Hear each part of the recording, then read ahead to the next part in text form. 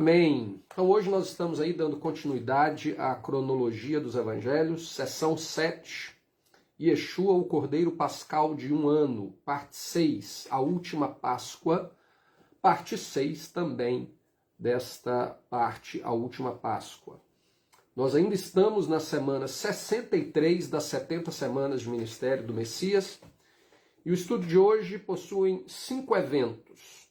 O evento 1 é apenas um parêntese na história, na narrativa de Mateus e Marcos. A gente vai comentar sobre isso. O evento 2 é o momento em que Judas se encontra com os líderes ali dos sacerdotes, né, com o sumo sacerdote, e se oferece para trair Yeshua. O evento 3 é a preparação para a Páscoa. O evento 4, a última ceia antes da Páscoa. E o evento 5, Yeshua interpreta o pão e o vinho de Melquisedeque. Então, a semana passada a gente terminou com as palavras de Yeshua dizendo que faltavam 2 dias para a Páscoa. Então, naquele momento, Yeshua estava vivendo ali na sua realidade temporal, ele estava vivendo o 12º dia do primeiro mês do ano bíblico. Portanto, 2 dias para o 14º dia, que seria o dia do sacrifício do Cordeiro Pascal. Portanto, aquilo era uma segunda-feira, quando Yeshua falou aquelas palavras. O evento 1 de hoje, ele é um parêntese entre o que aconteceu naquele dia e o que acontece na terça-feira, no dia 13. Porque ele faz referência a algo que a gente já estudou anteriormente, que é quando Jesus ele se aproxima de Jerusalém, ele para na casa de Simão, e ali na casa de Simão estavam Lázaro e suas 2 irmãs, e uma delas, que eu não lembro aqui agora qual das duas, se era Marta ou se foi Maria, uma delas derrama óleo ali sobre os pés de Yeshua e lava os pés de Yeshua. Quando a gente lê em ordem cronológica, a gente vê que João, no capítulo 12, versículo 2 e 11, ele coloca esse acontecimento antes de Yeshua entrar em Jerusalém, no dia 10 do primeiro mês, antes da sua entrada triunfal. Aqui, Mateus e Marcos, no capítulo 26, versículos 6 a 13 de Mateus, e no capítulo 14, versículo 3 a 9 de Marcos, eles citam esse acontecimento para apresentar um contexto de quem era a pessoa de Judas. Porque logo em seguida eles vão citar o que Judas fez. E aí nós chegamos no evento 2, que são as 30 moedas de prata. Mateus 26, versículo 14 a 16, Marcos 14, versículo 10 a 11, e Lucas 22, versículo 3 a 6. Mateus 26 fala o seguinte: Então um dos 12, chamado Judas Iscariotes, foi ter com os príncipes dos sacerdotes e disse: Que me quereis dar? E eu vos entregarei? E eles pesaram 30 moedas de prata e desde então buscava oportunidade para entregar. Uma outra coisa que a gente viu no final do estudo da semana passada também é que após Yeshua terminar ali o seu sermão no monte do templo, logo depois de tudo aquilo que ele ensinou ali, ele fala a respeito dos últimos dias, etc., os líderes de Israel já começaram a se reunir e procuraram uma oportunidade para matá-lo. Né? E naquele momento eles falavam que eles não iriam fazer isso durante o período da festa, para que a multidão que acreditava que Yeshua era um profeta não se levantasse contra eles. Só que aqui Judas vem e traz até a eles uma oportunidade. Eu estou aqui para poder prestar o serviço que vocês querem que seja prestado. E eles então pagam a ele essas 30 moedas de prata, que é um cumprimento de uma profecia de Zacarias capítulo 11. Zacarias 11, do versículo 9 a 13, diz o seguinte: E eu disse, não vos apacentarei mais, o que morrer morra, e o que for destruído seja destruído, e as que restarem coma cada um a carne da outra. E tomei a minha vara, graça, e a quebrei, para desfazer a minha aliança, que tinha estabelecido com todos estes povos. E foi desfeita naquele dia, e assim conheceram os pobres do rebanho, que me respeitavam, que isso era a palavra de Jeová. Porque eu lhes disse, se parece bem aos vossos olhos, dai-me o meu salário, e se não, deixai-o. E pesaram o meu salário 30 moedas de prata. E Jeová, pois, disse-me, arroja isso ao oleiro, ou seja, joga isso ao oleiro, esse belo preço em que fui avaliado por eles. E tomei as 30 moedas de prata e as arrojei ao oleiro, à casa do Senhor. Então, Zacarias ele teve essa profecia que dentro da realidade de Zacarias representava algo na sua época, porém era uma figura profética daquilo que viria a acontecer com o Messias, e a gente sabe que é exatamente o que acontece com Judas. Judas ele se oferece para trair, ele recebe essas 30 moedas de prata, mas depois que Jesus é crucificado e tudo acontece, né, ele vai até o templo, ele joga essas moedas no templo. Mas o curioso aqui é que Zacarias, o próprio Deus, o próprio Jeová, ele fala, esse é o preço que eles deram a mim, que eles me avaliaram. E a gente sabe que aqui o filho dele está sendo avaliado por este preço de 30 moedas de prata.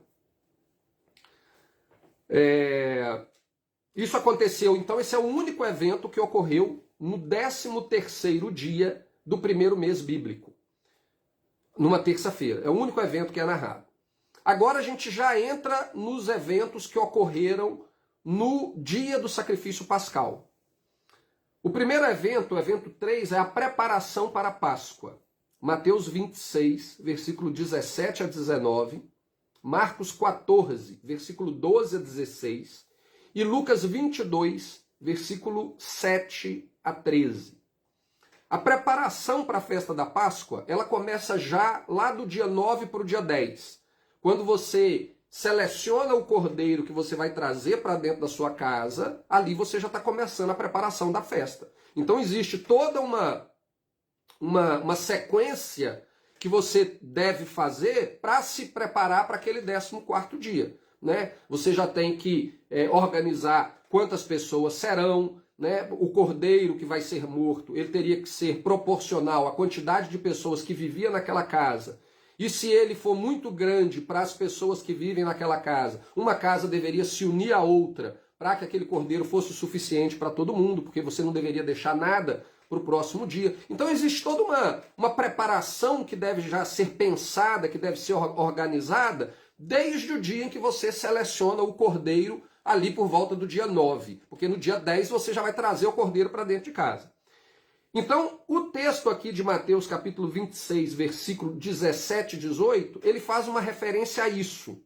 Ele não fala exatamente quando essas coisas aconteceram, não dá para a gente determinar que isso aconteceu no 14º dia, porém, está citando aqui que naqueles dias que antecederam, essas coisas ocorreram.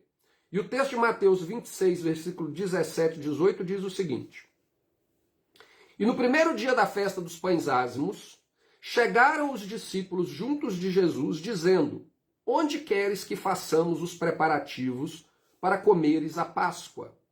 E ele disse, ide à cidade, a um certo homem, e dizei-lhe, o mestre diz, o meu tempo está próximo, em tua casa celebrarei a Páscoa com os meus discípulos. A maneira como o texto está traduzido aqui, ele dá a impressão para a gente de que, quer dizer, dá a impressão não, se você lê exatamente o que está escrito aqui, o primeiro dia da festa dos pães ázimos, ele dá a entender de maneira explícita de que isso aconteceu no 15º dia do mês. Porque o 15º dia do mês é que é o primeiro dia da festa dos pães ázimos. O 14º é o dia do sacrifício do Cordeiro Pascal. O 15º dia, ao pôr do sol do 14º, início do 15º dia, você vai comer do Cordeiro Pascal e ali é o sábado festivo da festa dos pães ázimos, o 15º dia.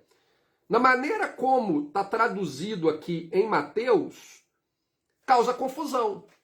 Porque se Yeshua, ele é o Cordeiro Pascal, e desde o momento em que ele entrou em Jerusalém no dia 10, ele cumpriu na pessoa dele as figuras proféticas de tudo que estava relacionado ao Cordeiro Pascal, como que chegou no 15º dia da festa e só ali eles foram procurar um local para comer a Páscoa? E outra coisa, a Páscoa, o cordeiro, ele era comido no início do 15º dia. Já o termo que é utilizado na lei é entre os... No caso, em inglês faz mais sentido, mas em português seria entre a tarde. Entre uma tarde e outra tarde, ou seja, entre o pôr do sol e o anoitecer, seria mais ou menos isso, você já comeria o cordeiro pascal. Então, segundo Mateus 26, já tinha passado esse tempo e os discípulos agora que estavam perguntando aonde que nós vamos celebrar a Páscoa, não faz sentido algum. Então a gente tem que procurar entender o texto original para tentar encaixar aquilo que o texto, a tradução que a gente tem, está dizendo e harmonizar ela com a realidade do que acontecia naquele tempo. Né? Então o grande problema aqui é essa afirmação, primeiro dia da festa dos pães ázimos. Será que esse era o período exato em que eles estavam fazendo isso? Para mim não faz sentido nenhum, porque senão Jesus não teria nem morrido no dia da Páscoa. Né? Não faz sentido algum. Mas vamos tentar então encontrar a resposta para isso. O texto grego, aonde está traduzido o primeiro dia da festa dos pães ázimos, ele está escrito o seguinte: de protos azumos. Minha pronúncia provavelmente deve estar horrível, mas deve ser isso. De protos azumos. O de, ele significa e, mas, agora, uma preposição, não sei, preposição, mas, conjunção, sou péssimo em português, regras gramaticais. Mas ele faz uma ligação entre o texto anterior e o texto que vai ser dito agora. Então, ele significa simplesmente isso. E, ou mas, ou agora, e etc. Eles têm vários outros significados. A palavra protos significa primeiro, pode significar, né, pode ser traduzida como primeiro, início, antes, mais importante, e tem um monte de outras palavras que ela pode ser traduzida. E a palavra ázimos é a palavra ázimo, palavra da festa dos pães ázimos. Não existe no texto a palavra dia.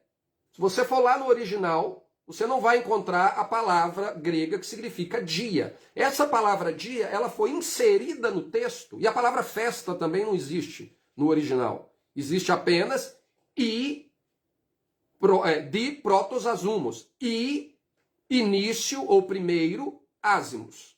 Só que quando o tradutor ele vai traduzir o texto, muitas vezes ele tenta acrescentar algumas palavras para poder fazê-la ter mais sentido dentro da nossa língua, dentro das nossas regras gramaticais, etc. Então, no entendimento dele, e que muitas vezes é limitado porque eles não conhecem o contexto judaico da festa, eles não conhecem o contexto da própria lei referente à festa, o que acontece é que eles acabam encaixando palavras ali que distorcem o verdadeiro significado do que o texto está dizendo. Então ele acrescentou ali a palavra dia, e aí ele colocou no, como que é a tradução anterior aqui? E no primeiro dia, a palavra dia não está ali, da festa dos pães ázimos. A palavra festa também não está ali, mas dá para colocar a palavra festa, porque ázimos está se referindo à festa do pães ázimos. Então, beleza, não tem problema você colocar ali a palavra festa para completar e dar um sentido melhor à palavra ázimos. Mas a palavra dia não está ali. E a palavra dia ela faz uma diferença muito grande. Porque você pode dizer no início dos ázimos, ou você pode dizer no primeiro dia dos pães ázimos. Isso faz muita diferença. Até porque a palavra ázimos, como a gente já viu no início do estudo, ela pode se referir, e nós vamos ver isso aqui quando a gente vai ler Lucas falando a respeito do mesmo tema, ela pode se referir à totalidade da festa. Assim como a palavra Páscoa, muitas vezes ela é utilizada para se referir a todo o período, desde o dia do sacrifício do cordeiro até os 7 dias da festa dos pães ázimos, então você fala Páscoa pensando no todo, o texto bíblico também usa a palavra ázimos, ou festa dos pães ázimos, incluindo na festa dos pães ázimos o próprio dia do sacrifício do cordeiro. Então, quando a gente traduz de maneira literal o que o texto está dizendo e procura contextualizar com aquilo que é a festa e com aquilo que os textos anteriores nos estão apresentando, a tradução seria o seguinte, do início aqui de Mateus 26, 17. E antes dos pães ázimos, chegaram os discípulos junto de Jesus, dizendo: onde queres que façamos os preparativos para comeres a Páscoa? Então isso aqui faz uma mudança muito grande. Você sai no primeiro dia da festa dos pães ázimos, para antes dos ázimos, antes dos pães ázimos, antes da festa. Esse antes da festa, ele pode ser qualquer dia, desde o dia que Jesus entrou em Jerusalém até o dia do sacrifício. Porque durante aquele período, era o período da preparação. Então, naquele período, que era o período da preparação, os discípulos, mais do que natural, procuraram Jesus e falaram com ele: olha, aonde que a gente vai fazer a nossa celebração? E aí eles recebem, então, a ordem para que eles vão até a cidade, procurem um certo homem, e aquele homem vai falar com ele: olha, nós vamos celebrar na sua casa, o mestre vai celebrar na sua casa. Lucas, na verdade, ele descreve esse evento e ele usa uma expressão um pouco melhor do que Mateus usou. E Lucas fala o seguinte: chegou, porém, o dia dos ázimos, em que importava sacrificar a Páscoa. Então, Lucas está deixando claro aqui que ele está considerando o dia do sacrifício pascal como um todo junto ao período da festa dos pães ázimos. Ele não está fazendo distinção entre os dois. Na lei de Deus, lá em Levíticos capítulo 23, existe a distinção clara. O dia da Páscoa e depois o dia da festa dos pães ázimos. No caso aqui, Lucas deixa muito claro. Chegou o período dos ázimos, quando deveriam sacrificar a Páscoa. Ou seja, todas as coisas que Lucas vai dizer logo em seguida aconteceram antes do dia do cordeiro ser sacrificado. Ou, mesmo que fosse no dia em que o cordeiro foi sacrificado, foi antes dele ter sido sacrificado. Então, ele complementa, ele nos ajuda a compreender o que Mateus está falando, mas se o nosso foco for apenas em Mateus, a gente fica confuso. A gente vai virar e falar o seguinte: como que Jesus ele cumpriu profeticamente as figuras contidas na Páscoa, se ele morreu depois do dia da Páscoa? Se ele comeu o cordeiro pascal? Então, às vezes são detalhes que passam despercebidos, mas que são extremamente importantes. Né? Jesus, no início do ministério dele, ele fala: nem só de pão viverá o homem, mas de toda a palavra que provém da boca de Deus. Toda a palavra ela é importante. E às vezes, uma palavrinha fora do lugar, ela muda completamente o contexto e nos leva a ter um entendimento que não era aquele entendimento que o Deus ele desejava que a gente tivesse da revelação que ele nos dá.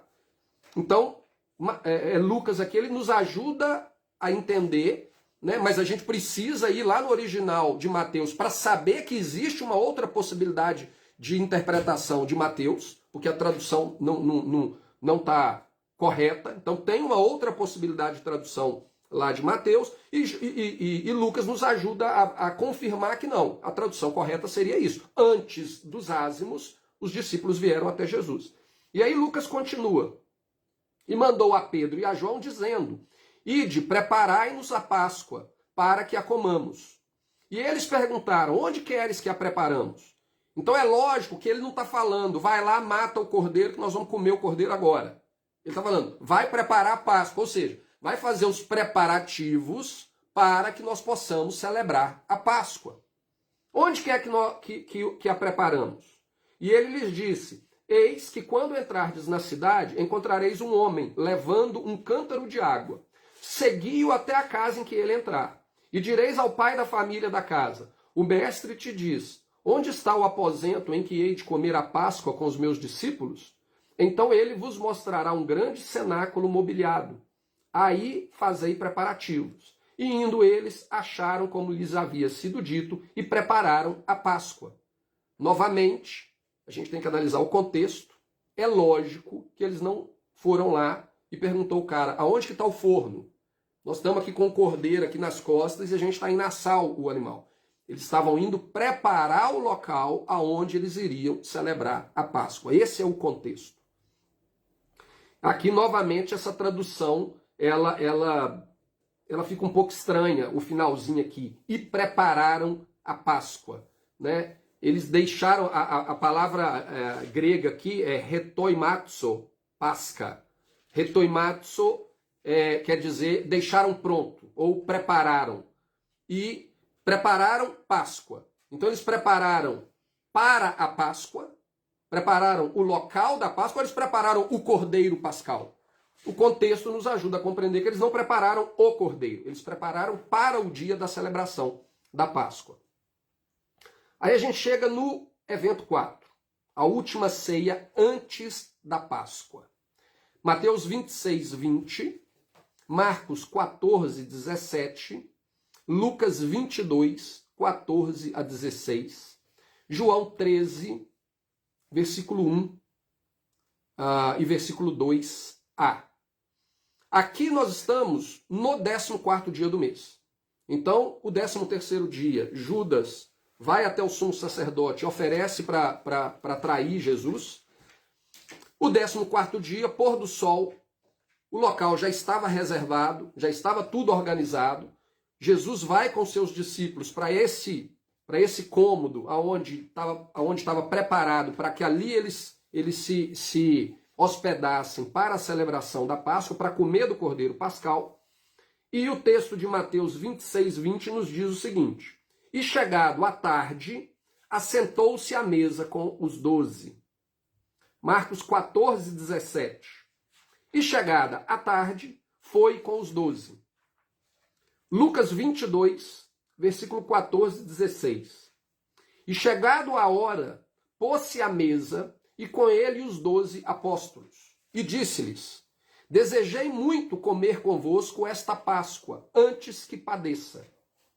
Porque vos digo que não a comerei mais, até que ela se cumpra no reino de Deus. Aqui o texto de Lucas, novamente, ele pode gerar uma confusão, principalmente para quem desconhece o contexto das festas bíblicas. Às vezes gera confusão. O texto aqui ele fala o seguinte: desejei muito comer convosco esta Páscoa. O que Jesus estava falando? O cordeiro estava ali em cima da mesa, e aí eu queria comer desse cordeiro pascal com vocês? A gente pode concluir dessa maneira. A gente pode interpretar dessa maneira quando a gente lê o texto. Porém, nós sabemos que a Páscoa ela só ocorre depois que Jesus morreu. O cordeiro ele é morto, né? Ele é morto durante o dia em que Jesus é crucificado. E quando Jesus está ali na cruz, e Nicodemos chega para poder tirar o corpo dele da cruz, o texto que a gente vai ver mais para frente em outros episódios, ele fala o seguinte, que eles tinham que tirar Jesus da cruz, porque o próximo dia seria o dia de sábado. Que sábado é esse? Era o sábado do 15º dia do primeiro mês, que é o primeiro sábado festivo da festa dos pães ázimos. Então, é impossível que aqui Jesus esteja com o cordeiro em cima da mesa, uma vez que ele é o cordeiro. Então, nenhum cordeiro foi sacrificado até então.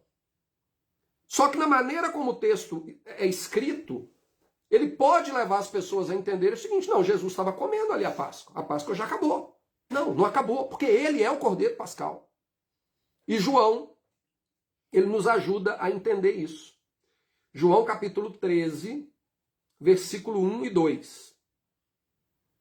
Ora, antes da festa da Páscoa, sabendo Jesus que já era chegada a sua hora de passar deste mundo para o Pai, como havia amado os seus que estavam no mundo, amou-os até o fim. E acabada a ceia, ou seja, antes da festa da Páscoa, acabada a ceia. Então essa ceia que Jesus estava tendo aqui com os discípulos, não é a ceia de Páscoa. E às vezes isso tem alguns problemas no que diz respeito à língua, né? Na língua inglesa, supper é você comer à noite, né? Na nossa língua seria a janta, mas no inglês, quando você vai falar a respeito de supper, que é traduzida como ceia, ela simplesmente está se referindo a uma comida no período final da tarde, início da noite. Na língua brasileira, na língua portuguesa, a gente tem o almoço, a gente tem a janta e a gente tem a ceia. São três coisas distintas. Então, quando você vai ler o texto em inglês, o texto em inglês fala o seguinte, que eles havia acabado a sopa, no sentido de janta. Eles se reuniram para comer. No local que eles haviam alugado para ali celebrar a Páscoa, eles se reuniram ali e antes do dia da Páscoa, né, durante já o 14º dia, né, no dia em que o cordeiro deveria ser sacrificado, porém, antes do dia de se comer o cordeiro pascal, eles tiveram uma janta naquele local. E ali naquela janta, que não era uma ceia de Páscoa, porque João deixa claro, antes da festa da Páscoa, eles tiveram esse período ali em que eles ceiaram junto, em que eles comeram junto, né? Isso é um outro problema que a gente vai até tratar um pouquinho mais para frente aqui, a respeito da ceia. A gente ouve a palavra ceia dentro da igreja e a gente usa a palavra ceia para se referir a um ato litúrgico, né, religioso, mas a palavra ceia dentro do contexto bíblico, ela é simplesmente um momento em que você se reúne para comer junto com outras pessoas ou para comer junto com a sua família. Então, esses problemas, essas diferenças de tradução, de cultura e etc., elas influenciam como que a gente interpreta o texto. Mas João aqui deixa claro, foi antes da festa da Páscoa. Eles tiveram uma ceia, eles tiveram um momento juntos, para comer juntos e celebrar junto, antes do dia oficial em que se comeria o cordeiro pascal. Então, quando Jesus, lá em Lucas, fala, eu desejei muito comer convosco esta Páscoa, não quer dizer que ele comeu. Ele desejava comer, mas ele não comeu. E aí a gente chega no evento 5, que é o último evento do dia de hoje. O nosso estudo de hoje vai ser bem curto, em comparação ao que a gente faz normalmente.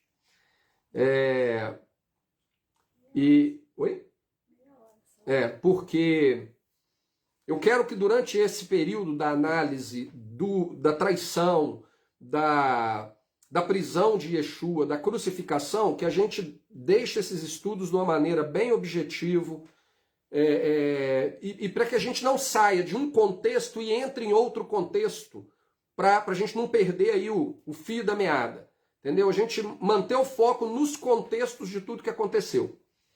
Então, no evento 5, Yeshua interpreta o pão e vinho de Melquisedeque.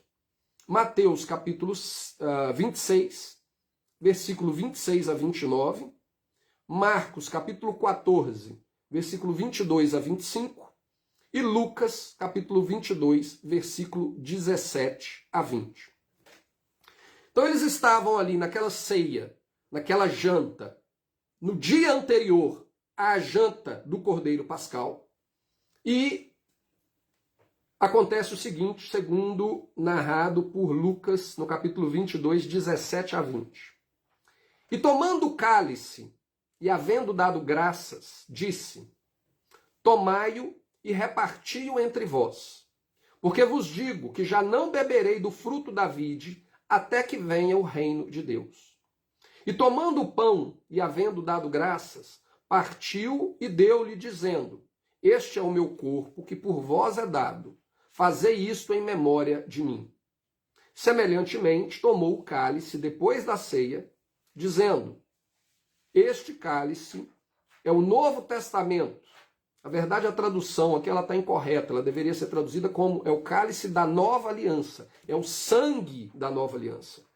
Este cálice é a nova aliança no meu sangue que é derramado por vós. Eu já compartilhei com vocês algumas vezes do conflito, da confusão que gerou na minha cabeça quando eu vim morar na Inglaterra e eu fui trabalhar aqui no bairro de judeus ortodoxos, limpando uma sinagoga.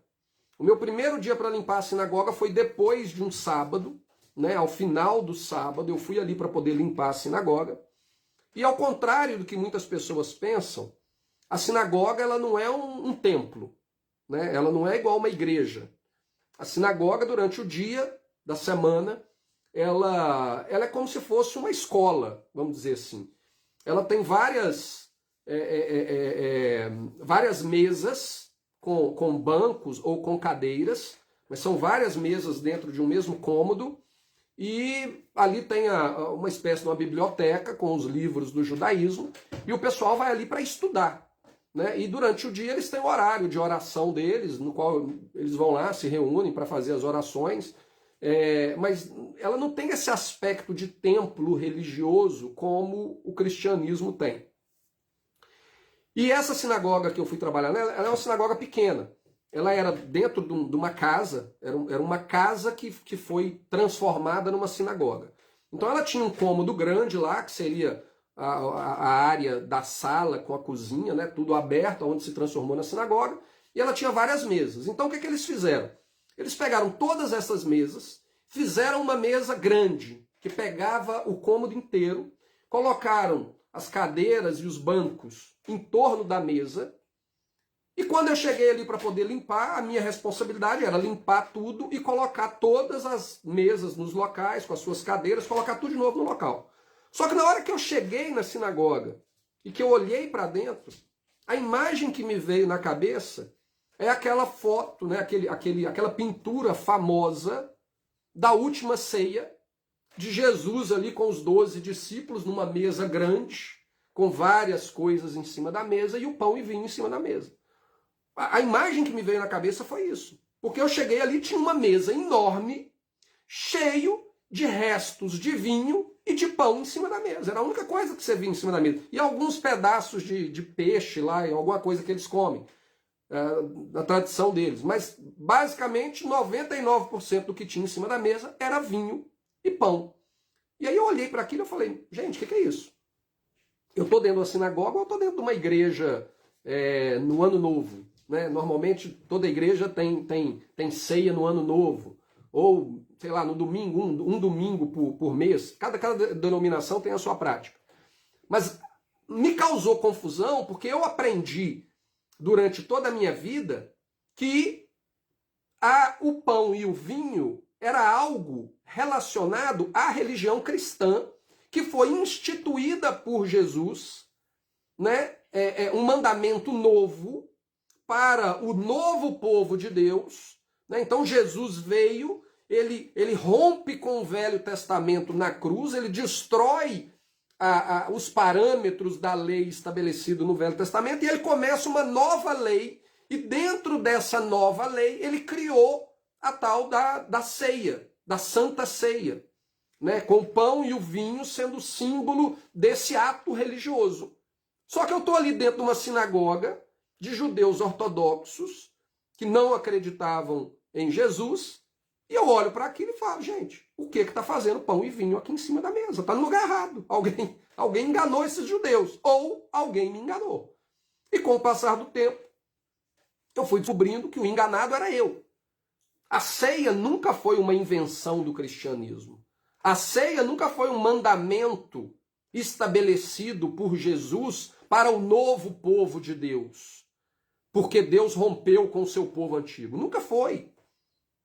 Yeshua veio para estabelecer a nova aliança no objetivo de resgatar o seu povo de Israel. Quando ele é levado no templo como bebê, e ali no templo Simão pega Jesus no colo e ele profetiza, ele fala, eu vi a salvação do seu povo de Israel. E Jesus ele veio para salvar Israel. E o propósito dele é salvar Israel. E a nova aliança foi estabelecida para restaurar Israel. Então, na verdade, eu descobri com o passar do tempo que o enganado era eu, que acreditava que aquilo ali era uma prática estabelecida para o novo povo de Deus. E hoje vocês sabem que a minha visão é completamente diferente. Os últimos estudos, a gente inclusive já falou a respeito disso, né? Que na verdade nós somos Israel. Nós fomos salvos e nos tornamos parte de Israel. Não é o contrário. Não é o Israel precisa ser salvo para se tornar parte da igreja. É nós que precisamos ser salvos para nos tornar parte de Israel. Porque a aliança de Deus pertence a Israel. Então, quando Yeshua pega esse pão e esse vinho, e ele parte o pão, e ele toma o vinho, e ele dá graças, e ele explica para eles o que aquilo significava, ele não estava estabelecendo algo novo. Ele estava simplesmente trazendo ao entendimento dos seus discípulos o verdadeiro significado de algo que o povo judeu já celebrava por cerca de 1.500 anos, desde o tempo de Abraão. Então, ao contrário do que a gente escutou dentro da igreja, que o pão e o vinho começou ali com Jesus, né? E se eu não me engano, eu não lembro aqui exatamente, mas existem determinados argumentos dentro da teologia cristã de que a ceia, ela substitui, eu acho que a circuncisão, não lembro exatamente, mas eu já ouvi alguma coisa nesse sentido. Eu sei que a ceia ela é um símbolo que ela veio para substituir outro símbolo do Antigo Testamento. Mentira! Porque a ceia ela sempre existiu no Antigo Testamento. E ela começou lá em Gênesis, capítulo 14, versículo 18. Quando Melquisedeque se encontra com Abraão. E o texto fala o seguinte, Gênesis 14, 18 a 20. E Melquisedeque, rei de Salém, trouxe pão e vinho, e era este sacerdote do Deus Altíssimo. E abençoou e disse, bendito seja Abraão pelo Deus Altíssimo, o possuidor dos céus e da terra. E bendito seja o Deus Altíssimo, que entregou os teus inimigos nas tuas mãos. E Abraão deu-lhe o dízimo de tudo. Primeira vez que a gente ouve falar do pão e do vinho no contexto bíblico, foi aqui quando Abraão encontra com Melquisedeque. Segundo a tradição judaica, desde esse encontro entre Abraão e Melquisedeque, Abraão estabeleceu a tradição para as suas gerações futuras de que todos os períodos, todas as datas no qual o povo estivesse reunido para adorar a Deus, para lembrar do agir de Deus em favor do seu povo, o povo deveria ter à mesa o pão e o vinho. Então isso, durante 1.500 anos, o povo judeu celebrou isso sem entender o verdadeiro significado daquele pão e do vinho. E hoje, 3.500 anos quase, depois de Abraão, o povo judeu que ainda não compreende, que ainda não crê em Yeshua, ele continua fazendo isso sem compreender o que aquilo significa. E infelizmente, 2.000 anos depois de Yeshua ter trazido o significado para aquilo, o povo cristão que segue Jesus, mas que ignora o Velho Testamento, celebra aquilo sem entender a origem histórica de onde aquilo veio e por que aquilo foi estabelecido. E às vezes entende de outra maneira, é levado a crer de outra maneira, acreditando que a ceia veio substituir alguma prática religiosa do passado, sendo que ela não veio substituir nada. Portanto, a ceia, o pão e o vinho, ele nada mais é do que resultado de uma tradição recebida através de Abraão. Tradição histórica que foi passada de geração em geração dentro do judaísmo e é passado até o dia de hoje, né, através da tradição oral, e hoje eles já possuem dentro dos seus livros, no caso do Talmud, né, da Torá oral deles, que se transformou num livro escrito, eles têm ali todas as regras em torno do como eles devem celebrar esse partir do pão e do vinho. Vocês que me acompanham há bastante tempo sabem o quanto cauteloso e o quão crítico eu sou com relação a qualquer tipo de tradição que venha do judaísmo. Porque o próprio Messias nos alertou para termos cuidado com o fermento dos fariseus. Então eu não vou pegar qualquer coisa que vem do judaísmo e vou virar e falar, é lindo porque vem do povo judeu. De maneira nenhuma. Eu vou sempre questionar e questionar muito. E somente se eu ver um fundamento bíblico sólido que justifique que eu tome aquilo como uma verdade, é que eu vou receber aquilo como uma verdade. Caso contrário, eu vou rejeitar. Eu não vou pensar duas vezes em rejeitar. Nesse caso da tradição judaica em relação ao pão e o vinho, nós vemos nesse evento narrado nos evangelhos que existe um fundamento bíblico que nos leve a validar essa tradição. Porque de onde que Jesus tirou esse pão e vinho? Por que ele pegou esse pão e vinho? Esse pão e vinho tinha lá por algum motivo. E nós sabemos o motivo histórico. Nós sabemos. Era uma tradição judaica. Portanto, Jesus ele não estava acrescentando uma lei. Até porque nós sabemos que, por ter sido obediente em tudo, Jesus não podia acrescentar e nem diminuir dos mandamentos de Deus. Porque isso está proibido lá em Deuteronômio, capítulo 4 e no capítulo 12. Ninguém acrescenta e ninguém diminui de todos os mandamentos que o Senhor, seu Deus, entregou para o povo. Portanto, sendo obediente a tudo ao Pai, Jesus não poderia simplesmente chegar e falar: eu vou criar um novo mandamento. A partir de agora nós vamos criar uma nova liturgia religiosa e vocês têm que fazer do jeito que eu mandar vocês fazerem, tá bom? É algo que vocês nunca viram, não. Yeshua pegou algo que foi fundamentado dentro da Torá.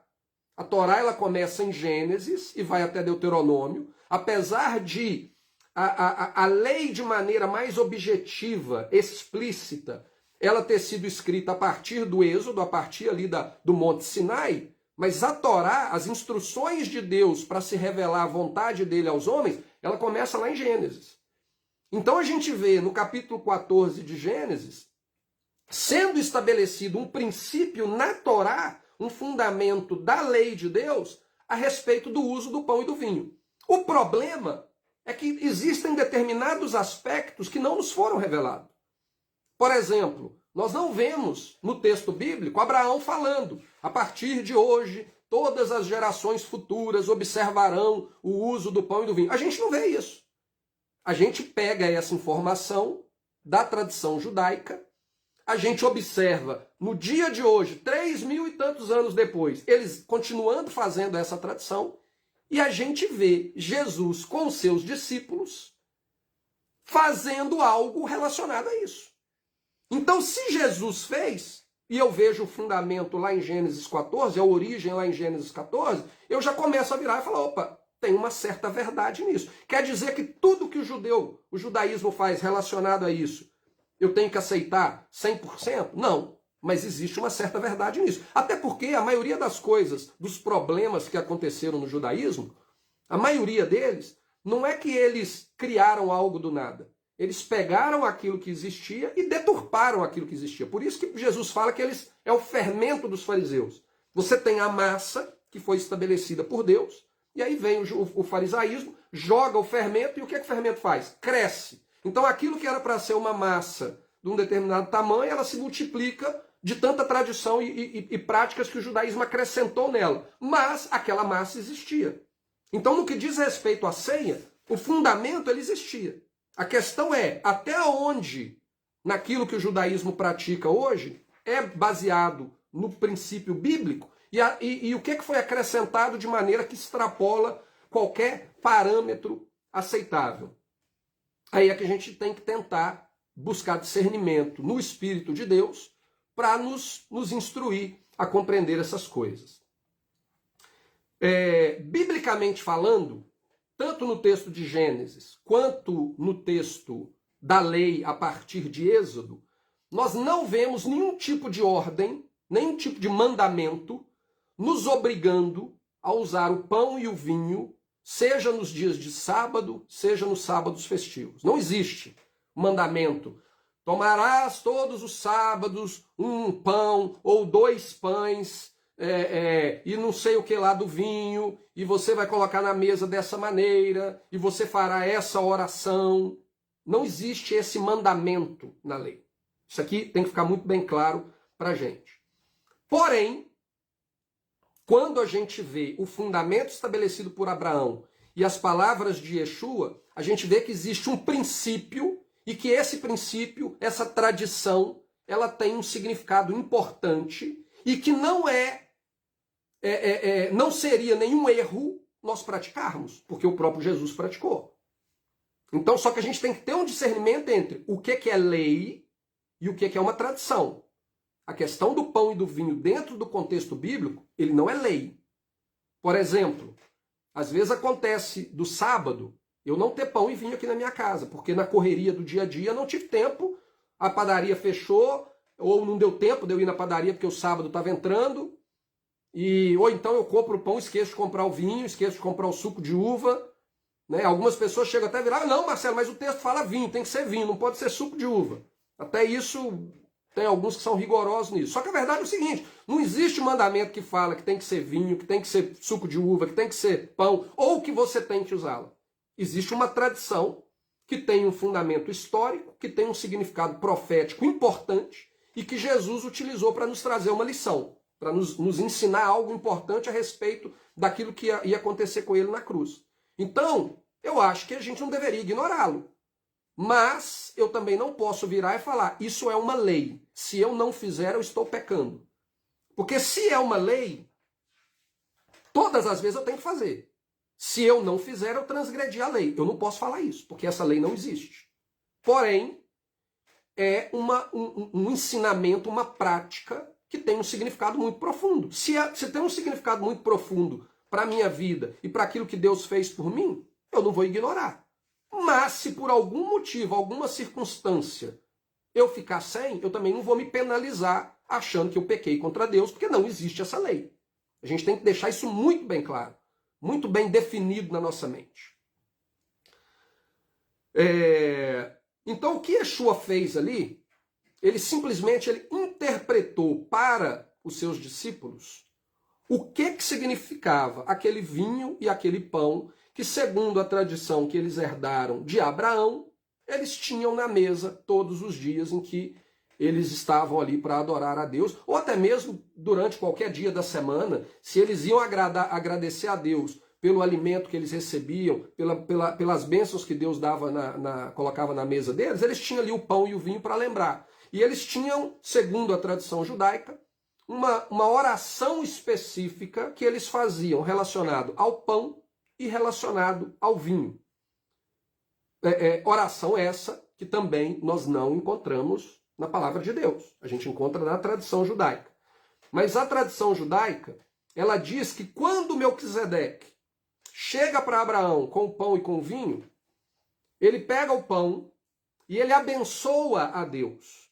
Né? Ele bendiz o nome de Deus. Em português, essa seria a expressão correta. Ele bendiz a Deus. Né? No inglês, a gente fala he bless God. Ele abençoou Deus. Mas a gente não tem como abençoar Deus, porque Deus é maior do que nós. Como que nós vamos abençoá-lo? Então ele bendisse o nome de Deus. Então, segundo a tradição judaica, quando ele pega o pão, ele teria feito a seguinte oração. Baruch atah Yehovah Eloheinu melech haolam hamotzi lehen min haaretz. Isso em hebraico que significa: bendito seja Yehová, Rei do universo, que da terra nos dá o pão. E ele teria pego o vinho e falado a seguinte oração: Baruch atah Yehová, Eloheinu melech haolam, borei pri hagafen. Bendito seja Yehová, Rei do universo, que criou o fruto da vinha. No texto de Gênesis, a gente não vê nada disso. Se a gente for procurar de onde que veio essa oração, a gente vai encontrar nos textos do judaísmo. Só que a gente parte do princípio que a tradição do pão e do vinho é real, porque Jesus utilizou essa tradição para fazer um ensinamento para os seus discípulos. A questão é, essa bênção também é real ou ela é um acréscimo? Foi realmente o que aconteceu quando Melquisedeque estava ali com Abraão? Ou é uma invenção do judaísmo e que não tem nada de mal, porque não está falando nada de mal aqui, mas, de repente, não é verdadeiro, não é o que realmente aconteceu. Não dá para a gente saber, mas a gente pode analisar uma coisa e outra e tentar chegar a uma conclusão. Quando a gente vê Melquisedeque chegando perto de Abraão, a gente vê que ele apresenta o pão e o vinho, e o texto fala o seguinte, deixa eu ler o texto com você. E Melquisedeque, rei de Salém, trouxe pão e vinho, e era este sacerdote do Deus Altíssimo. E aqui tem um problema, pontuação. Né? Eu já falei outras vezes com vocês. O texto em grego e o texto em hebraico não tem pontuação. Então, quando a pessoa vai traduzir, ela coloca a pontuação de acordo com o entendimento do tradutor. Então, como a gente já viu anteriormente, que às vezes eles acrescentam uma palavrinha, não sei o quê, a pontuação também ela faz uma diferença tremenda. Você pode pegar uma frase e fazer ela dizer completamente algo diferente por causa de uma pontuação, de uma vírgula fora do lugar. Então, a gente tem que ter cuidado com isso. Mas o texto aqui, da maneira como ele está com a pontuação, na minha tradução, ele fala: e Melquisedeque, rei de Salém, trouxe pão e vinho e era sacerdote do Deus Altíssimo. Ponto final. E abençoou e disse. Abençoou quem? Esse abençoou, ele está se referindo a Abraão, porque depois ele vai fazer uma declaração, ele vai fazer uma bênção a respeito de Abraão. Ele vai falar: bendito seja Abraão pelo Deus Altíssimo, e possuidor dos céus e da terra. E bendito seja o Deus Altíssimo, que entregou os teus inimigos nas tuas mãos. E Abraão deu-lhe o dízimo de tudo. Então esse abençoou, ele está se referindo a essas palavras que Melquisedeque pronuncia logo em seguida a Abraão, ou ele está se fazendo referência a uma bênção que Melquisedeque deu a Deus, e depois dele ter abençoado, ou depois dele ter bendito o nome de Deus, ele disse essas palavras a Abraão. Não dá para a gente ter uma conclusão definitiva aqui. As duas possibilidades existem. Se a gente olhar pela perspectiva judaica, ele chegou com pão e vinho, ele falou aquelas orações que eu falei antes, Baruch atah Yehová e tal, obrigado, tirou da terra, nos dá o pão, criou o fruto da vinha, e depois dele ter abençoado o pão e o vinho, ou depois dele ter abençoado a Deus pelo pão e o vinho, ele então declarou essas palavras a Abraão. Porém, se a gente interpretar que não, ele chegou e ele abençoou Abraão. E também bendisse o nome de Deus, porque logo em seguida ele fala: bendito seja o Deus Altíssimo, que entregou os teus inimigos nas tuas mãos. Pronto, acabou. As duas possibilidades são reais.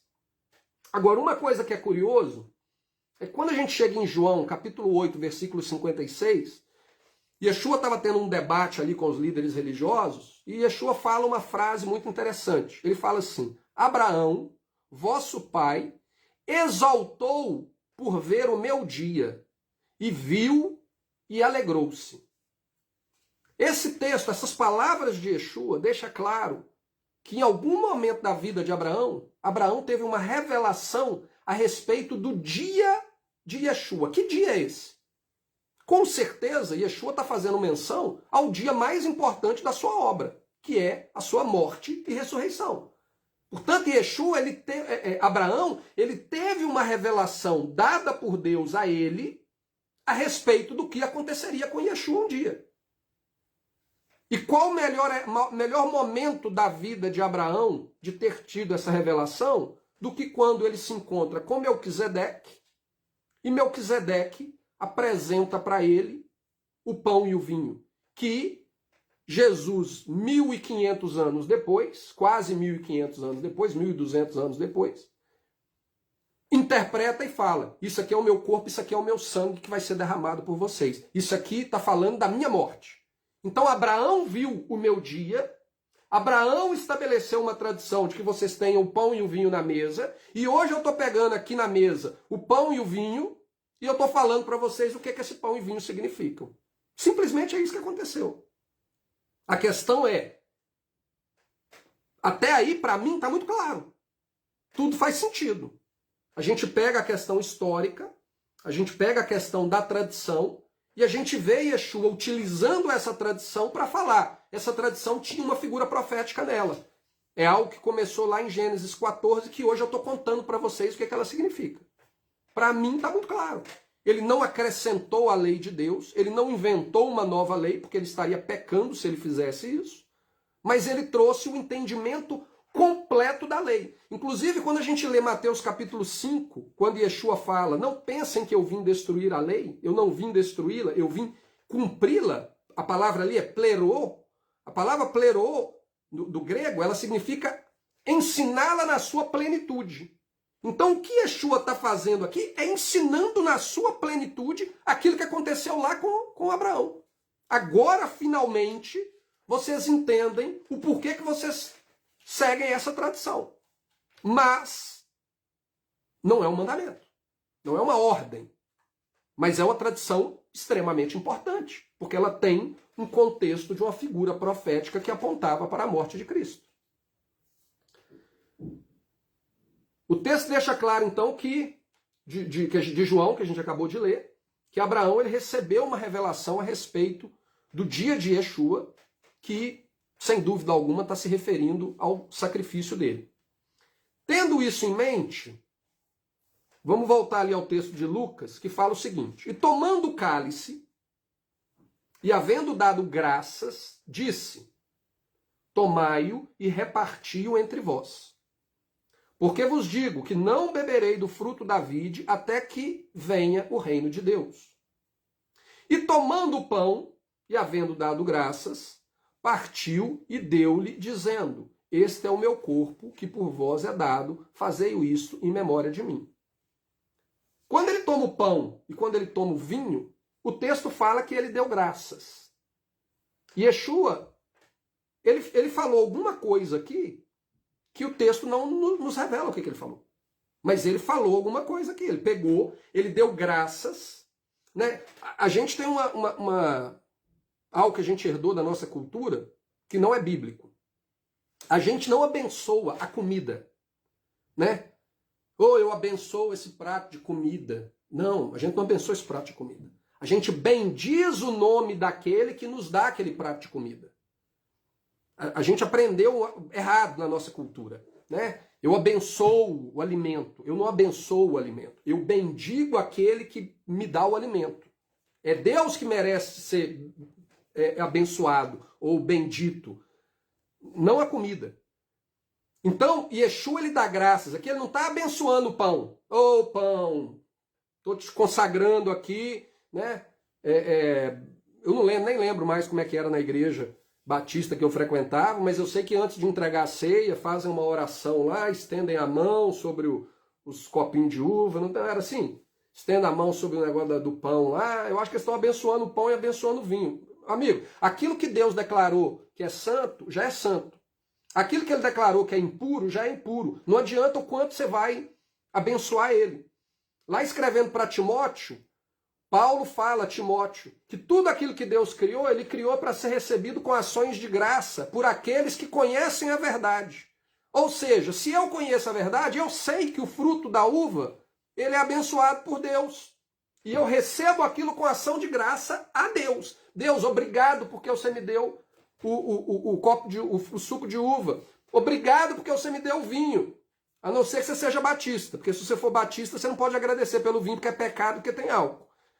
Mas, biblicamente falando, não é. Por quê? Porque você conhece a verdade. E a verdade não te proíbe. Por outro lado, se você não conhece a verdade, você vai comer aquilo que Deus declarou abominável, como, por exemplo, o porco, e vai virar e falar assim: eu vou abençoar o porco agora. Senhor, em nome de Jesus, eu te peço que o Senhor abençoe esse porco que nós estamos comendo hoje e tal. E você vai abençoar aquilo que não vai ser abençoado, porque já está declarado maldito por Deus. Então nós recebemos com ação de graça aquilo que Deus já santificou pela palavra dele. Então Yeshua aqui, ele não estava abençoando o pão. O pão já é uma bênção. Ele não estava abençoando o vinho. O vinho já é uma bênção. Ele estava dando graças a Deus porque Deus deu o pão e o vinho para ele. A questão é, ele estava repetindo aquela oração que o judaísmo faz? Pode ser. Eu não excluo essa possibilidade. Pode ser que ele pegou o pão, fez aquela oração, pode ser. Pode ser que ele pegou o vinho, fez aquela oração, que é parte da tradição judaica. E após ele fazer isso, ou seja, os discípulos que estavam ali, desde criancinha, eles acostumaram com aquilo. A minha esposa, que trabalha na casa de judeus, ela conta para mim. Eles colocam a mesa, e aí o pai fica na cabeceira, e aí os filhos homens são colocados ali por ordem de idade, do maior para o menor, cada um tem o seu pãozinho na mesa, no seu prato, o copo de vinho, de suco para as crianças, as meninas, as mulheres sentadas do outro lado, e todo sábado vai lá, e ele está coberto com pano, né? Eles tiram o pano, o pai corta o pão, divide o pão ali para as crianças. Ou seja, aquelas pessoas que estavam ali sentadas com Yeshua, eles cresceram vendo aquilo ali acontecer dentro da casa deles. Todo sábado, toda festa, o pão, o pai, e muito provavelmente, eu não excluo, fazendo aquela oração que o judeu faz até hoje. Obrigado bendito seja o Jeová, rei do universo, que da terra me dá o pão. Bendito Jeová, rei do universo, que da terra me dá o vinho. Muito provavelmente Yeshua fez tudo aquilo ali, que fazia parte da tradição, muito provavelmente. E na hora que ele acaba, ele vira e fala, opa, vocês estão vendo isso aqui, o que está acontecendo? Agora eu vou contar para vocês o que isso significa. Isso aqui é o meu corpo, que vai ser moído por vós. Esse aqui é o meu sangue, que vai ser derramado por vocês. É o sangue da nova aliança. Todas as vezes agora que vocês fizerem isso, vocês vão fazer isso pensando no que eles realmente significam. E quando a gente vê por essa perspectiva, muda completamente o nosso conceito de ceia. Jesus não estava estabelecendo uma regra rigorosa religiosa, que se você for lá na igreja e tomar um copinho e você não for batizado, você vai para o inferno por causa disso, porque é pecado. É só se você for membro. Não é isso.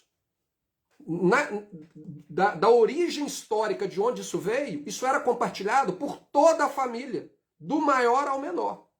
E hoje, quando eu olho dentro dessa perspectiva de Gênesis, perspectiva histórica dentro da tradição judaica, e procurando encaixar isso com o que eu vejo Yeshua fazendo ali diante dos seus discípulos, a conclusão que eu cheguei é que Yeshua não está estabelecendo nenhum ritual religioso.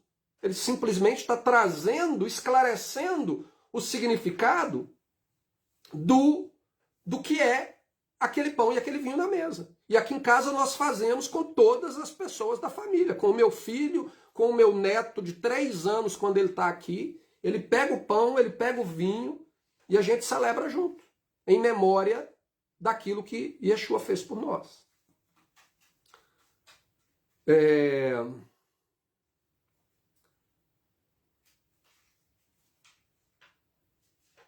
Deixa eu só ver aqui se eu estou esquecendo alguma coisa.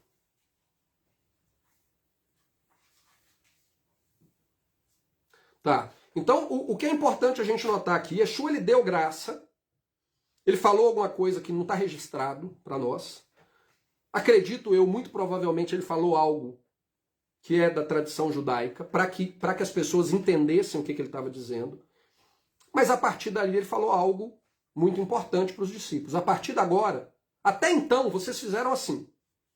Até então, vocês eram ignorantes com relação àquilo que significava, e vocês fizeram assim. Da agora para frente, vocês vão fazer de outra maneira.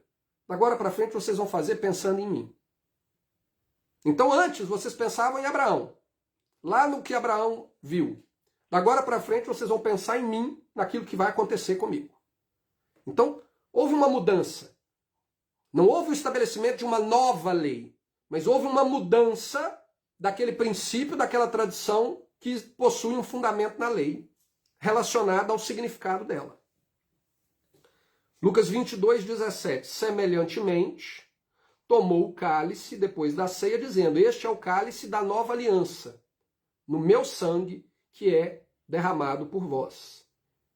Então, Yeshua ele esclarece que tudo aquilo que eles vinham praticando até então era uma figura profética do que iria acontecer com ele no estabelecimento da nova aliança. Era tudo dizendo respeito ao sacrifício dele. Para encerrar, eu não entendo a ceia como um mandamento, porque não existe tal lei na lei de Deus. A lei de Deus, eu já falei isso aqui algumas vezes, a lei de Deus acabou em Deuteronômio. Deus estabeleceu a lei para o povo dele viver segundo ela. Ela vai de Gênesis a Deuteronômio, a Torá. A partir de Deuteronômio, Deus levanta profetas para trazer o povo dele de volta para a lei. Porque o povo se afasta da aliança, se rebelam, esquecem da lei de Deus. E Deus levanta profetas para trazer o povo de volta para a lei. É isso a história de Josué para frente, até o livro de Malaquias, é Deus levantando profetas para trazer o povo de volta para a aliança. Até que ele chega o período da nova aliança, de ser estabelecida uma nova aliança. E o objetivo da nova aliança é levar o povo de volta para a lei. Está escrito lá em Jeremias capítulo 31. A gente tratou disso aí nos últimos episódios, nos últimos estudos. Então Yeshua vem para cumprir o trabalho final de restauração, de salvação da nação de Israel, levando o povo de volta para a lei. Mas a lei ela já foi estabelecida. Ninguém acrescenta e ninguém diminui. Nós não temos absolutamente nada no Novo Testamento que foi acrescentado àquilo que Deus estabeleceu e que foi diminuído daquilo que Deus estabeleceu. Absolutamente nada. Nós temos na teologia cristã, na interpretação cristã do Novo Testamento, eles retiraram um monte de lei, eles acrescentaram várias outras leis e desconstruíram completamente aquilo que Deus disse que era perfeito e que era eterno. Porque a lei dele é perfeita e eterna. Mas, dentro do contexto bíblico legítimo de um Messias que veio fazer a vontade do Pai e não se rebelar contra o Pai e criar a sua própria religião, dentro deste conceito de um Messias fiel, ele não veio acrescentar e nem diminuir. Portanto, se não está escrito na lei, não é lei. Se não está determinado como lei, não é lei. Então, para mim, é muito claro de que a ceia, ela não é uma lei. Ela é uma tradição importante, ela tem um significado profético importante, ela tem um simbolismo importante, mas ela não é uma lei.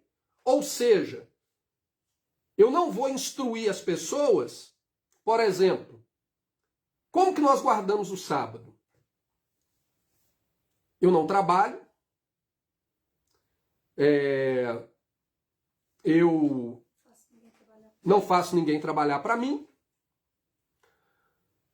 Existem discussões, mas a maioria concorda de que não deveria cozinhar no sábado.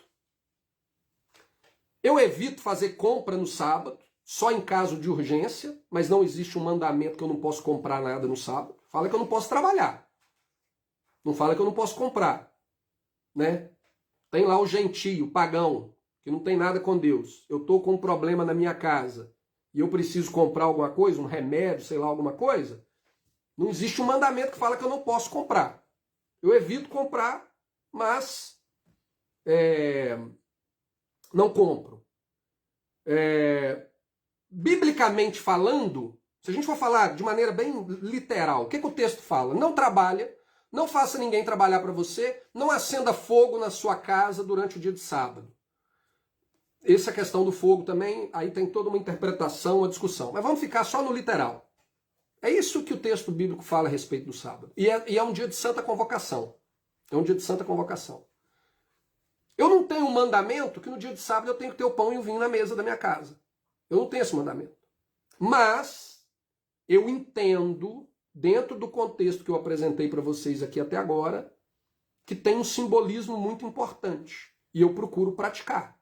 Eu procuro sempre ter. Às vezes acontece de eu não ter. Às vezes acontece de eu esquecer, de eu não ter tido tempo de comprar e tal, eu fico sem. Mas para mim fica até faltando alguma coisa no sábado. Porém, eu não posso, por exemplo, se amanhã ou depois eu for ensinar alguém a respeito do que ele não deve fazer no sábado, eu não posso jamais virar para ele e falar com ele, olha, no sábado você tem que preparar no forno da sua casa 2 pães, você vai colocar os 2 pães um do lado do outro, você vai acender uma vela e você vai fazer uma oração trazendo o negócio da vela e tampando o seu olho. Você tem que fazer isso tudo para guardar o sábado. Se você não fizer isso, você não está guardando o sábado. Por quê? Porque isso não é bíblico. São tradições. Quer fazer? Beleza, direito seu. Não ensine como se fosse um mandamento bíblico, porque não é mandamento bíblico. E se não é mandamento bíblico, não venha falar para ninguém que se você fizer, você vai ser mais abençoado, e se você não fizer, você vai sofrer algum dano. Porque se não foi Deus que mandou você fazer, Deus não vai te premiar por algo que Ele não mandou você fazer, e nem vai te castigar por algo que Ele não mandou você fazer. Então, eu não ensino isso como mandamento para o sábado. Mas se a pessoa quiser, Marcelo, o que você faz no sábado? Ah, gente, eu gosto de ter na minha casa o pão e o vinho. Por quê? Porque ele tem um significado maravilhoso. Ele nos lembra a respeito do sacrifício de Cristo. Historicamente, ele foi observado pelo povo de Deus durante todas as festividades e eu procuro, ao máximo possível, não deixar de ter na minha casa. Às vezes eu não tenho um pão grande, e aí às vezes a gente tem uns pãozinhos pequenininhos aqui em casa, que está lá no armário, a gente vai lá e pega aquele pãozinho pequenininho, parte aqui na mesa, toma o nosso suco de uva aqui, e a gente ora. Suco de pacotinho. Se bobear, vai o suco de pacotinho. Na igreja eu tomava era suco de pacotinho. Se bobear, vai lá e faz um suco de pacotinho se tiver, porque é um símbolo, não é um mandamento, é um símbolo. Tem um significado profético. Eu entendo, então, essa importância histórica e esse significado profético que contém essa tradição. Eu reconheço essa importância e eu procuro cultivar ela na minha vida. Então, na minha casa a gente procura sempre ter em todos os sábados semanais e em todos os sábados festivos. Eu não uso a bênção judaica, que segundo a tradição é a bênção de Abraão. Por quê? Porque eu não tenho como saber se ela é autêntica ou não, porque lá em Gênesis ela não está escrita. Quando Jesus dá graça, ela não está escrita. Pode ser que realmente Jesus estava dando graça utilizando aquelas palavras, mas se ela fosse tão importante, ela estaria registrada lá quando Jesus falou.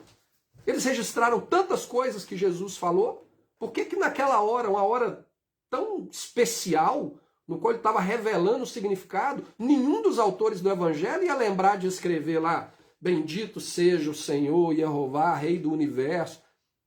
Se eles não escreveram, é porque talvez não tenha essa tamanha importância. Até porque a gente vê ali que existe uma transição. E a transição é o quê? A partir de agora, vocês vão fazer isso no meu nome. Enquanto vocês não compreendiam a profundidade do significado dessa tradição, vocês estavam simplesmente agradecendo a Deus pela bênção que Ele dá a vocês do pão e do vinho. Mas agora vocês entenderam o que é o pão e vinho. O pão e vinho não é o pão e o vinho. O pão e vinho sou eu. Então, da agora para frente, vocês vão dar graças a Deus por mim. E é isso que eu faço aqui em casa. A gente ora, a gente agradece pelo sacrifício de Yeshua, oração espontânea, sem decorar, sem repetir nada.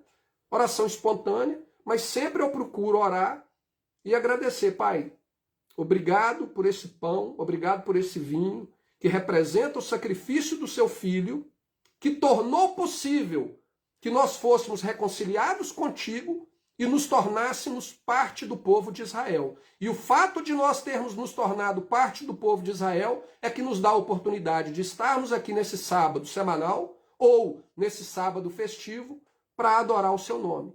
Então eu te louvo e te agradeço por isso. Essa é a bênção que a gente faz. Lembrando de pegar aquele pão e vinho em memória de Cristo. Daquilo que ele fez por nós. Então é isso aí o nosso estudo de hoje.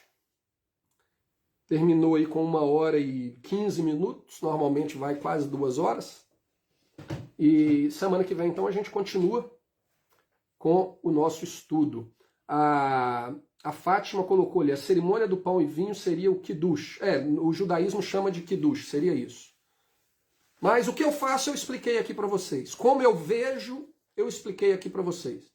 Não vejo nada de errado se a pessoa quiser declarar a oração que teoricamente seria a oração de Abraão. Não tem pecado nenhum nisso. Tem pecado nenhum nisso. O meu entendimento é que a gente não tem como provar que realmente Melquisedeque abençoou daquele jeito. Nós não temos como provar que Jesus deu graça daquela maneira. Mas uma coisa que nós sabemos é, ele utilizou o pão e o vinho, ele deu o significado do pão e o vinho e ele falou, a partir de agora vocês vão fazer isso lembrando de mim. Então, por que eu preciso ficar preso ao que aconteceu com Abraão? Eu tenho que olhar para aquilo que aconteceu com Yeshua, o significado que se cumpriu ali. Então, mas não tem problema nenhum. Se a pessoa quiser seguir as tradições, não tem problema nenhum. Uma coisa que certa vez gerou até uma certa polêmica no nosso grupo é que colocaram a questão do pão como... por exemplo, eu compro meu pão aqui na padaria dos judeus. E se não tiver na padaria dos judeus aqui, eu compro um pão na padaria qualquer aqui.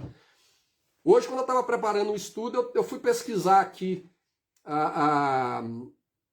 eu fui pesquisar a oração, teoricamente, a oração de Melquisedeque, a bênção de Melquisedeque, e aí eu entrei num site de judaísmo, e aí eles estavam falando ali que os ingredientes que você usa para o pão, para o halá, que é o pão tradicional utilizado pelo judaísmo hoje em dia, que a gente nem sabe se esse era o pão utilizado há 2000 anos atrás, tem muita coisa que existe no judaísmo hoje que é recente, que é do último milênio, são dos últimos séculos, muita coisa que não existia no tempo de Jesus, mas, segundo a tradição judaica, que a gente ouve, o pão tem que ser o pão halá. E aí lá nesse site estava falando que a mistura dele, a maneira como você mistura, tem que ser de uma determinada maneira, senão o seu pão não é halá.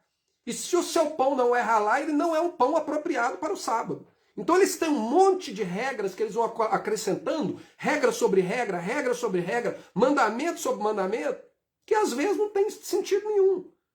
E aí houve uma polêmica no nosso grupo, porque um membro do grupo colocou que para você receber de alguma maneira uma bênção, que se você fizer o pão na sua casa, e de uma determinada maneira, e etc., você vai ser mais abençoado por Deus. Né? Você vai ver as bênçãos de Deus se manifestando na sua vida, colocando como se fosse algo necessário para que você fosse abençoado. Mas peraí, como que eu posso falar isso se não existe nem ordem de Deus para mim fazer o pão? Não existe.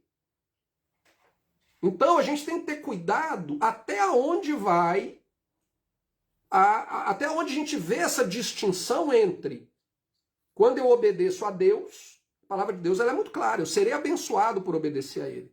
Quando eu obedeço uma tradição, eu posso me sentir bem, aquilo pode ter um significado na minha vida,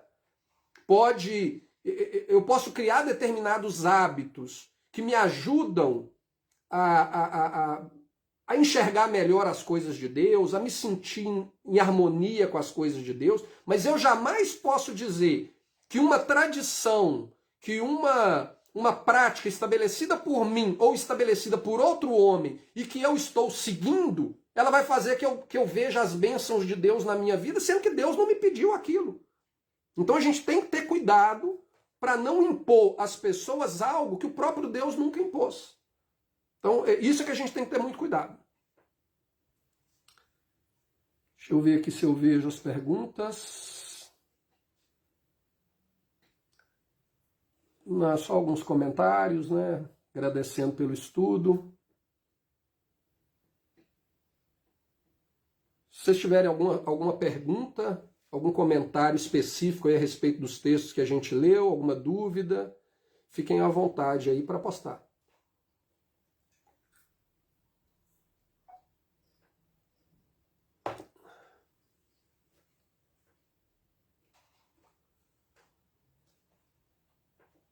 Alguma dúvida?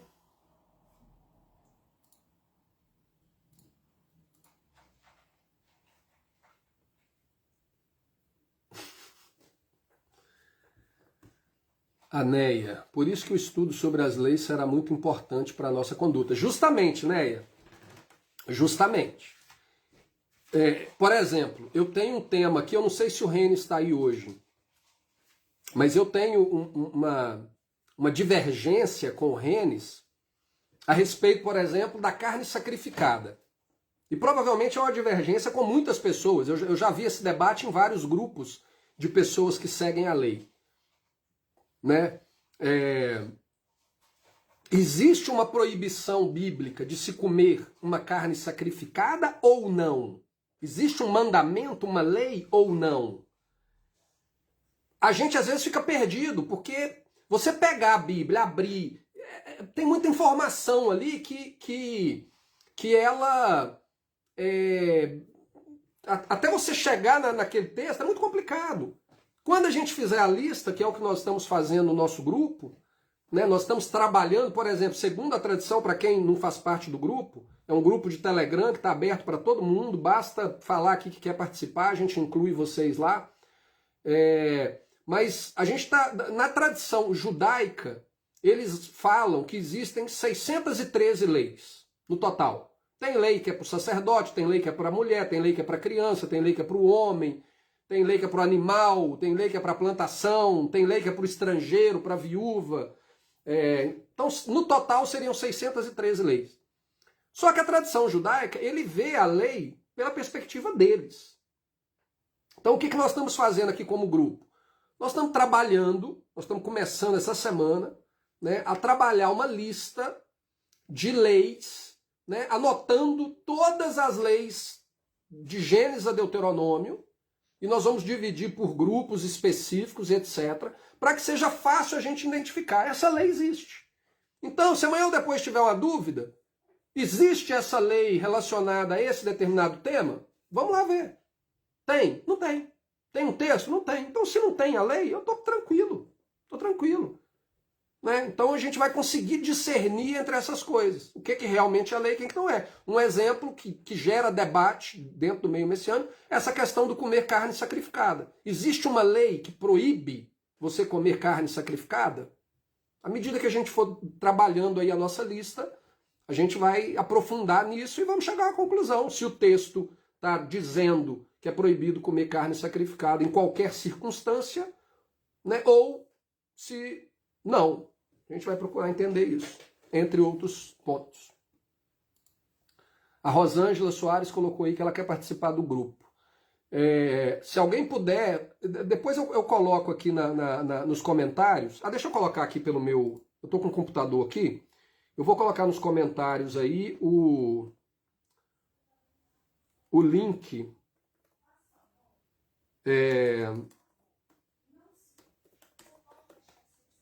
O link, deixa eu ver se eu consigo entrar aqui. Não, acho que eu não vou conseguir entrar.